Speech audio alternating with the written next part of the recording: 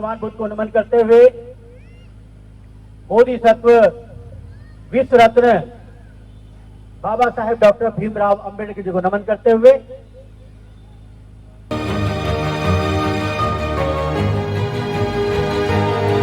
आज की सभा में उपस्थित पटपुरन क्षेत्र के सभी कार्यकारिणी सदस्यगण,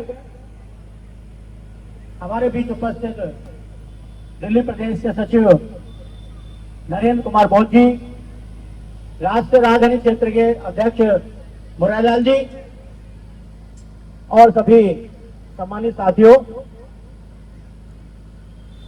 और हमारे बीच उपस्थित वीर सिंह प्रधान जी और सभी गणमान्य व्यक्तिगण, महिला और बच्चों, सभी जानते हैं कि बाबा साहब डॉक्टर भीमराव अंबेडकर जी संसार में एक ऐसे व्यक्ति हैं जिनके बराबर आज तक किसी ने डिग्रियां प्राप्त नहीं की। बाबा साहब doctor B are Ambedkar ji ने अपने जीवन में बड़ी मुश्किल से कष्ट झेल करके 32 डिग्रियां प्राप्त की हैं और आज 32 डिग्री ना आज तक की किसी ने और ना आगे लेने की संभावना। ये बाबा साहब डॉक्टर अम्बेडकर की पहचान है। आप सभी जानते हैं कि बाबा साहब की जयंती केवल भारत नहीं मनाता, पूरा विश्व मनाता है। और अमेरिका में भी इस दिवस को अम्बेडकर दिवस के नाम से जाना चाहा और उन्होंने कहा कि आज से ये अम्बेडकर दिवस के नाम से मनाया जाएगा। चाहे इंग्लैंड में देख लें, आप किसी देश में भी देख लें, बाबा साहब की जयंती जरूर मनाई जाती है और वो 14 अप्रैल को नहीं बल्कि पूरे अप्रैल चलती है। बुद्धिस्ट सोसाइटी ऑफ इंडिया भी बाबा साहब की जयंती अभी 20 तारीख को शाहजहां क्षेत्र में बहुत विशाल शोभा यात्रा थी। आज यहाँ पर है, कल को साउथ दिल्ली में है। तो बुद्धिस्ट सोसाइटी बहुत अच्छा काम कर रही है, ये टीम भी अच्छा काम कर रही है और ये शोभा यात्रा निकालती है। इसी संदर्भ में 11 मई को रामलीला ग्राउंड लाल किले के सामने परेड ग्राउंड से लाल किले के सामने परेड ग्राउंड से कम से कम 52 साल से बुद्धिस्ट सोसाइटी ऑफ इंडिया भगवान बुद्ध के जन्म दिवस पर से पूर्व संध्या पर शोभा यात्रा निकालती है, जो बहुत ही भव्य होती है। और इस बार 11 मई की है। मेरा सभी से निवेदन है कि आप उस शोभा यात्रा में जरूर आए और अपने अभी झांकी लेकर भी आए।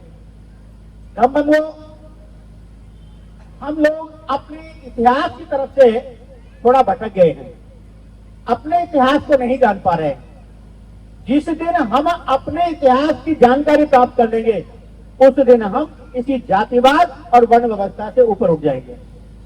अभी एक प्रश्न आया था कि भाई हम धर्म परिवर्तन नहीं कर रहे, बल्कि हम पुनर्जागरण कर रहे हैं अपने धर्म में, पुनर्जागरण। क्योंकि हमारे बुजुर्गों का जो धर्म था वो बौद्ध धर्म था और हमारे यहाँ पर बौद्ध संस्कृति थी, बौद्ध संस्कृति जिसके हमारे पूर्वज मानते थे। जिसको आपने रविदास जी को पढ़ा होगा, आपने कबीरदास जी को पढ़ा होगा। इनडायरेक्ट वे में जैसे उनको नॉलेज थी, पढ़े लिखे थे, उनके उपदेशों में भी भगवान तथागत बुद्ध के उपदेश समाये हुए हैं साथियों। क्योंकि हमारा इतिहास ही है।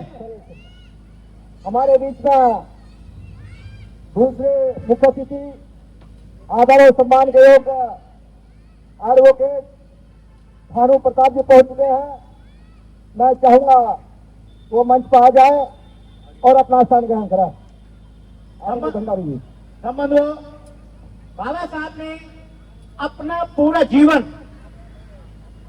हमारे विकास के लिए लगा दिया, हमारी तरक्की के लिए लगा दिया, हमारे पढ़ाई लिखाई के लिए लगा दिया। ये सभी लोग जानते हैं। आपको एक प्रसंग में देता हूं, आपने सब जानते हैं। बाबा साहब ने अपने 4 बच्चे खो दिए, 4 बच्चे। पैसे के अभाव में उनका देहांत हो गया। बाबा साहब का सबसे प्रिय बच्चा राजरतन था और वो चाहते थे कि राजरतन जो है वो मेरे बाद मेरा उत्तराधिकारी बनेगा। लेकिन बड़ा दुख के साथ कहना पड़ता है कि जब राजरतन की मृत्यु हुई तो उनके पास एक पैसा भी नहीं था उनके कफन के लिए। वो गए हुए थे कोर्ट में और वहां से बुलाया गया कि बाबा साहब आप आइए, आपके बच्चे का देहांत हो गया, आपके प्रिय बच्चे का देहांत हो गया। बाबा साहब आए और वो आकर बैठ गए। लोगों ने कहा कि बाबा साहब इस बच्चे के कफन के लिए पैसे दे दो, लेकिन बाबा साहब चुप रहे। 3 बार लोगों ने कहा तो वो चुप रहे। अंत में मीराबाई जो है वो समझ गई, मीराबाई समझ गई कि भाई बाबा साहब के जो जेब है वो बिल्कुल खाली है, और उन्होंने अपने शादी का पल्लू फाड़ा और पल्लू फाड़ कर उसको कफन दिया और उसको फिर दाह संस्कार किया। ऐसे बाबा साहब डॉक्टर बी आर अम्बेडकर थे, इतने पढ़े लिखे और विद्वान होने के साथ भी अपने बच्चे के लिए कफन पैदा नहीं कर सके। कितने ईमानदार थे। आज एक आदमी एमएलए बन जाता है 5 साल के लिए, उसकी जीवन पीढ़ी खाती है। एमपी बन जाता है तो बहुत दिन खाते हैं, और मिनिस्टर बन जाता है तो बहुत पैसा इकट्ठा कर लेते हैं। लेकिन बाबा साहब इतने पढ़े लिखे थे और अपने बच्चे को कफन तक पैदा नहीं कर सके। मीराबाई जी जो उनकी पत्नी थी, जब बाबा साहब अम्बेडकर विदेश में थे तो उनका पैसा नहीं था। मैं महिलाओं को विशेष ध्यान दे रहा हूं कि उनके पास पैसा नहीं था और वो क्या करती थी, अपना गोबर टोकरा लेती थी और गोबर खाती थी। गोबर खा करके वो उपले बनाती थी और उपले बना के सुखा करके बाजार में बेचती थी और तो अपने बच्चों का गुजारा करती थी। ऐसी थी उनकी रमाबाई जी, ऐसी रमाबाई थी वो। अब जब जो महिला अपने पति के लिए, रमाबाई जी अपने पति के एब्सेंस में अपने बच्चों के लिए गोबर से उपले बनाए और बेचे, ऐसी महिला होना इस देश में बहुत असंभव है। तो रमाबाई जी का ऐसा योगदान हमारे लिए था। जब रमाबाई जी गोबर का टोकरा लेकर निकलती थी तो लोग क्या कहते थे, लोग कहते थे कि देखो वकील की पत्नी जा रही है, उस पर टॉन्ट करते थे, हंसी मजाक करते थे। तो लेकिन रमाबाई जी उस सब को भी सहन करती थी। ऐसे हमारे डॉक्टर बी आर अम्बेडकर थे। तो बाबा साहब ने सारा जीवन हमारे लिए लगा दिया, सारा कुर्बानियां दी उन्होंने। लेकिन हम फिर भी क्या करते हैं कि एक दिन बाबा साहब की जय बोलते हैं और उसके बाद सारे दिन चुपचाप बैठ जाते हैं, कोई काम नहीं करते। अगर आप वास्तव में बाबा साहब को मानते हैं, बाबा साहब को महत्व देते हैं, तो बाबा साहब के मानने की आवश्यकता नहीं है, लेकिन बाबा साहब की मानने की आवश्यकता है जो बाबा साहब ने कहा है, उस पर चलिए। एक दिन जय बोलने से कुछ नहीं होता, उन पर चलिए और जो अंधविश्वास देश में भरा हुआ है उस अंधविश्वास को समाप्त कीजिए।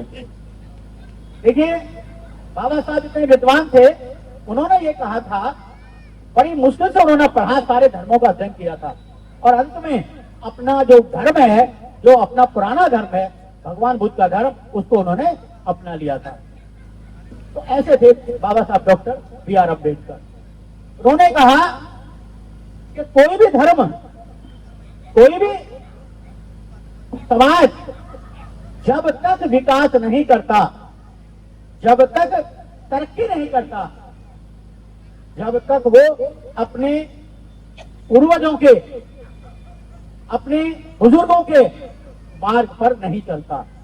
अगर बाबा साहब डॉक्टर अम्बेडकर के मार्ग पर हम सभी लोग चलें तो हम एक दिन विकसित होंगे और हमारा विकास भी होगा। एक बच्चा मंदिर में जाता है, मंदिर में, और उसको पिटाई कर दी जाती है, पीटा जाता है और घर आ जाता है, पिट करके चोट लगती है। लेकिन हम कभी दिमाग से ये नहीं सोचते कि भाई ये मंदिर में गया, इसको पिटाई की तो हम ना जाएं। लेकिन ऐसा हम कभी नहीं सोचते, हम जरूर जाते हैं।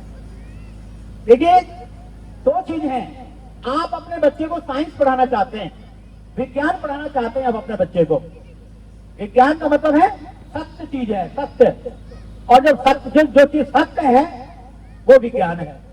इसके अलावा जो काल्पनिक चीज है, जो सत्य नहीं है, जो वैज्ञानिक दृष्टि से ठीक नहीं है, वो समझिए असत्य है, काल्पनिक है और अंधविश्वास है।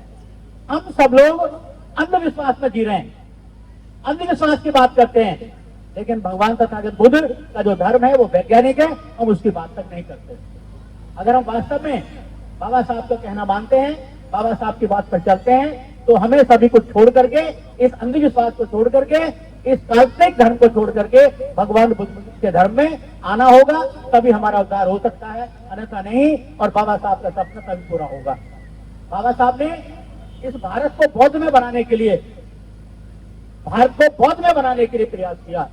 उनको पता था कि जब तक इस हम अंधविश्वास में जीते रहेंगे तब तक हमारा भला होने वाला नहीं है। तो अंत में मैं आप सभी से एक आज निवेदन करूंगा कि अगर आप आए हैं बाबा साहब की जयंती मनाने, तो कम से कम बाबा साहब के कहने पर चलें, उनके सिद्धांतों को माने, उनके उपदेशों को माने, तभी हमारा विकास होगा। अन्यथा इसी तरह से हमारे साथ जो अत्याचार है वो होते रहेंगे और हम कभी एकजुट नहीं हो पाएंगे। इन्हीं शब्दों के साथ सभी को जय भीम, जय भारत होता है।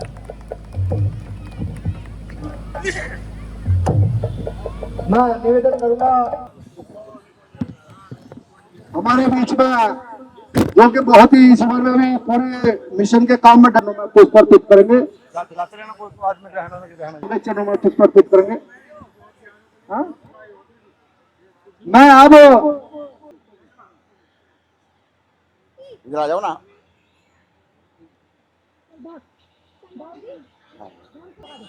मैं भी लगा दूँ आपको मिलाई ना, कोई बात नहीं है, हम तो मांग कर लेना।